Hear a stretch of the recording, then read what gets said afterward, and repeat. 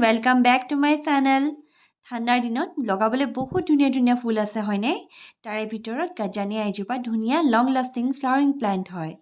আপুনি এই প্লান্টজোপা নাৰ্চাৰীৰ পৰা পুলি হিচাপে আনি লগাব পাৰে, নহ'লে বা গুটি হিচাপে আনি লগাব পাৰে। মোৰ এই চেনেলটোতে গাজানিয়া গুটি কেনেকৈ লগাব লাগে তাৰে এটা ভিডিঅ' আপলোড কৰি থৈছোঁ। ইচ্ছা কৰিলে আপোনালোকে তাত গৈ চাবগৈ পাৰিব। কিন্তু গুটি লগোৱা সময় এতিয়া যথেষ্টখিনি পাৰ হৈছে। আপোনালোকে পাৰিলে পুলি আনক, নহ'লে বা কলি থকা গছ বা ফুলি থকা গছ তেনেকুৱা ধৰণৰ আনি এই প্লান্টজোপা লগাওক। গাজানিয়া এজোপা পাৰ্মানেণ্ট ফ্লাৱাৰিং প্লান্ট হয়। ভালকৈ যদি কেয়াৰ কৰি ৰাখে তেতিয়াহ'লে গোটেই বছৰটো এই প্লান্টজোপা আপোনালোকৰ লগত জীয়াই থাকিব। ব্ৰাইট কালাৰ আৰু ভেৰাইটিজ কালাৰত এই প্লান্টজোপা আপোনালোকে কিনিবলৈ পাব। ৰাতিপুৱা ৰ'দ পোৱাৰ লগে লগে এই ফুলপাহ দেখিছেনে মেল খাই আহে আৰু আবেলি হোৱা মানে আকৌ বন্ধ হৈ যায়। তেতিয়াহ'লে আহক ফাৰ্ষ্টতে আমি জানি লওঁ মাটিটো কেনেকৈ প্ৰস্তুত কৰিব লাগে। মাটিটো প্ৰস্তুত কৰাৰ বাবে আপোনালোকে ল'ব 40% নৰ্মেল গাৰ্ডেন চইল, 20% কোকোপিট, 20% বাৰ্মি কম্পোষ্ট বা শুকান গোবৰ সাৰ, 10% নিম কেক পাউডাৰ আৰু 10% বোন মিল পাউডাৰ। যদি আপোনালোকৰ মাটিটো খুব টান তেতিয়াহ'লে কোমল বনাবৰ বাবে বালিও ব্যৱহাৰ কৰিব পাৰে। এই প্লান্টজোপাৰ শিপাবোৰ পাতল কাৰণে ইয়াত বেছি টান মাটি ব্যৱহাৰ কৰিলে ভালকৈ গ্ৰ'থ হ'ব নোৱাৰে। সেয়েহে পৰাছ চইল মিক্স এটা ৰেডি কৰি লওক, তেতিয়া ৰিজাল্টটো ভাল পাব আপোনালোকে। এজোপা ৰ'দ ভাল পোৱা প্লান্ট হয়। আগতে জনাইছোৱে ফুলপাহ ৰ'দ পোৱাৰ লগে লগে খোল খাই আহে আৰু আবেলি হৈ যোৱাৰ লগে লগে আকৌ জাপ খাই যায়। যদি আপোনালোকৰ প্লান্টজোপা ভালকৈ ৰ'দ নহা ঠাইত ৰাখে তেতিয়াহ'লে ফুলপাহে মেল খাব নোৱাৰিব আৰু ফুলো খুব কমকৈ ফুলিব। সেইবাবে দিনৰ 4-5 ঘণ্টা ৰ'দ পোৱা ঠাইত এই প্লান্টজোপা ৰাখক, তেতিয়াহে আপোনালোকে ভালকৈ গ্ৰ'থ কৰাও দেখিব পাব আৰু ফ্লাৱাৰিং কৰাও দেখিবলৈ পাব। মই ইয়াতে আবেলি এটা ক্লিপ লগাই দিছোঁ যাতে আপোনালোকে জানিব পাৰে আবেলি ফুলপাহ বন্ধ হৈ থাকিলে কেনেকুৱা হৈ থাকে।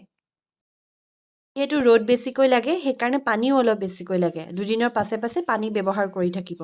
যেতিয়া দেখিব পাতবোৰ তললৈ হাউলি আহিছে তেতিয়াই ইয়াত পানী দি দিয়ক। প্ৰয়োজন অনুসৰি যদি পানী নাপায় তেতিয়াও প্লান্টজোপা ভালকৈ গ্ৰ'থ কৰিব নোৱাৰিব আৰু কলিবিলাকো ভালকৈ খোল নাখাব। ইয়াতে আৰু এটা কথা জানি লওক, মাটিটো সদায় চেক কৰিহে পানী দিব। বেছিকৈ পানী ব্যৱহাৰ কৰিলেও প্লান্টজোপাৰ যিটো ক্ৰাউন সেয়া গেলি যাব আৰু কলিবোৰ বেয়া হৈ যাব ল'ব। এয়া চাওক, এই অংশটোক প্লান্টজোপাৰ ক্ৰাউন বুলি কোৱা হয়। যেতিয়া আপোনালোকে মাটি ৰেডি কৰিব প্লান্টজোপাৰ কাৰণে তেতিয়া এই ক্ৰাউন এৰিয়াটো মাটিৰ সদায় ওপৰত ৰাখিব, ঢাকি নিদিব মাটি দি, নহ'লে প্লান্টজোপা গেলি যাবলৈ আৰম্ভ কৰিব। কাৰণ এই ক্ৰাউনটোৰ পৰাই ফুল হওক বা পাত হওক গ্ৰ' কৰিবলৈ লয়। এই প্লান্টজোপা মাটিৰ পটতো লগাব পাৰে বা প্লাষ্টিক পটতো লগাব পাৰে।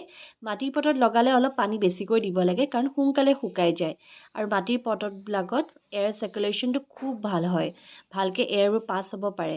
প্লাষ্টিক পটত কিন্তু লগালে আপোনালোকে সদায় সাৱধান হ'ব, মাটিটো চেক কৰিহে পানী দিব কাৰণ ইয়াত পানীবোৰ সোনকালে শুকাই নাযায়। এতিয়া আহোঁ ফাৰ্টিলাইজাৰ কথালৈ। বেছিকৈ কলি ওলাবলৈ আপোনালোকে ফাৰ্টিলাইজাৰ হিচাপে কেমিকেল ফাৰ্টিলাইজাৰ NPK 19-19-19 ব্যৱহাৰ কৰিব পাৰে। 1 লিটাৰ পানীত ½ টিস্পুন NPK লৈ ভালদৰে মিক্স কৰি ইয়াত দি দিব। এই ফাৰ্টিলাইজাৰবিধ 15 বা 20 দিনৰ পাছত পুনৰ ব্যৱহাৰ কৰিব পাৰে। ইনষ্টেণ্ট ৰিজাল্ট এটা দেখিবলৈ পাব। আৰু নহ'লে বা DAP ডাই এমনিয়াম ফছফেট সেয়াও ব্যৱহাৰ কৰিব পাৰে। পটৰ চাইজটো চাই 4 বা 5 গ্ৰেনুৱেলছ পটটোত দি দিব। যদি কেমিকেল ব্যৱহাৰ নকৰোঁ বুলি ভাবিছে তেতিয়াহ'লে বাৰ্মি কম্পোষ্ট এমুঠি লৈ পটটোত মাটিখিনি ভালদৰে খুচৰি ইয়াত মিক্স কৰি দিব। মই আজি ৰাতিপুৱাই বেয়া হৈ যোৱা ফুলকেইপা কাটি পেলালোঁ, ভিডিঅ' বনাবলৈকে থাকি গ'ল। এতিয়া কাটি দিয়া ফুলকেইপাহকে আপোনালোকক দেখাই দিছোঁ। এনেদৰে ফুলপাহ বেয়া হৈ যোৱাৰ লগে লগে কাটি পেলাব, তেতিয়া প্লান্টজোপাৰ এনাৰ্জিখিনি ফুলি থকা ফুলপাহ আৰু ওলাবলগীয়া পিছৰ কলিটোত দিব পাৰিব। এনাৰ্জিখিনি ছেভ হ'লে বেছিকৈ ফুল ফুলা আপোনালোকে দেখিবলৈ পাব। যেতিয়াই ফুলবোৰ বেয়া হৈ যোৱা দেখিব লগে লগে কাটি পেলাওক। দুজোপা গাজানিয়া প্লান্ট মই দোকানৰ পৰা পুলি হিচাপে আনি গ্ৰ' কৰিছোঁ। অকণমান লেট হ'ল মোৰ অনা, সেইকাৰণে ইমান বাকী কেইজোপাৰ নিচিনা গ্ৰ'থটো নাই, তথাপিও এটা দুটা কলি ওলাবলৈ আৰম্ভ কৰিছে আৰু লাহেকৈ। লগতে মই মোৰ এক্সালিছ প্লান্টজোপাও দেখাই দিছোঁ। ওচৰতে আছিলে মই নেদেখাই আপোনালোকক থাকিব নোৱাৰিলোঁ। খুব ধুনীয়া এজোপা প্লান্ট হয়নে? আমাৰ যি চিনাকি টেঙেচি গছজোপা যে আছে তাৰে এটা ভেৰাইটি হয়, খালি ইয়াৰ কালাৰটো পাৰ্পল। কিন্তু ফুলকেইপা আঁকি আপোনালোকে দেখিছেই, ঠাণ্ডাৰ দিনত খুব ধুনীয়াকৈ গ্ৰ'থ হয়। আজিলৈ ইমানতে সমাপ্ত কৰিছোঁ। আশা কৰিছোঁ মোৰ এই ভিডিঅ'টো চাই আপোনালোকে ভাল পাইছে আৰু কিবা এটা শিকিব পাৰিছোঁ বুলি যদি ভাবিছে তেতিয়াহ'লে লাইক, কমেণ্ট, লগতে বন্ধুবৰ্গৰ সৈতে মোৰ এই ভিডিঅ'টো শ্বেয়াৰ কৰি দিব। কোনোবা নতুন ভিউৱাৰ্ছে যদি চাই আছে তেতিয়াহ'লে ছাবস্ক্ৰাইব কৰি থৈ যাব। থেংক ইউ ফৰ ৱাচিং।